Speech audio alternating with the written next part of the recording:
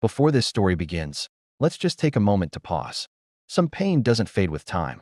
It settles deep inside, shaping who we become.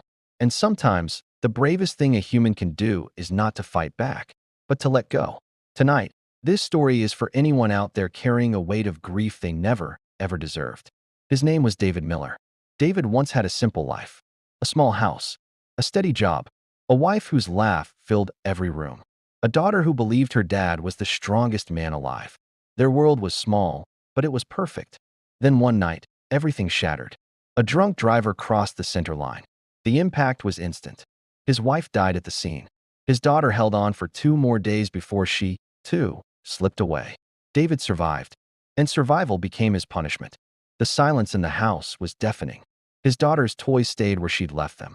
His wife's clothes remained untouched in the closet. The future they had planned together vanished in a flash of twisted metal and broken glass. For months, David couldn't sleep in his own bed. He slept on the floor beside his daughter's bed, unable to breathe inside a future that no longer included them. He was a ghost in his own home, haunted by memories. The driver lived, and that single fact tormented David more than death itself. Anger became his fuel.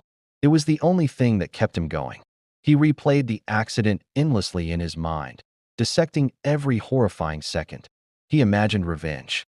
He imagined a justice that felt equal to his loss. He imagined anything at all, that could quiet the screaming inside his chest. The trial finally came.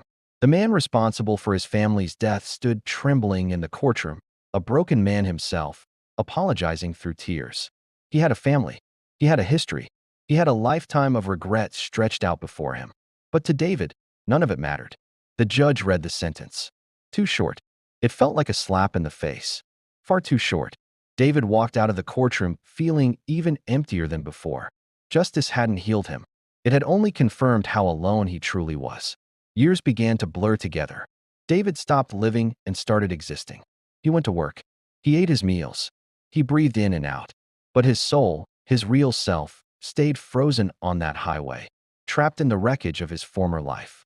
He was a shell of the man he once was, going through the motions, waiting for an end that never came. Then one afternoon, an unexpected letter arrived. It was from the man who killed his family, sent from prison. David couldn't bring himself to open it for weeks. It sat on his kitchen counter, a stark reminder of everything he had lost. When he finally found the courage to read it, his hands shook so badly he could barely unfold the paper. The letter wasn't an excuse. It wasn't a plea for pity. It was a raw confession of shame. "I think about your wife and daughter every single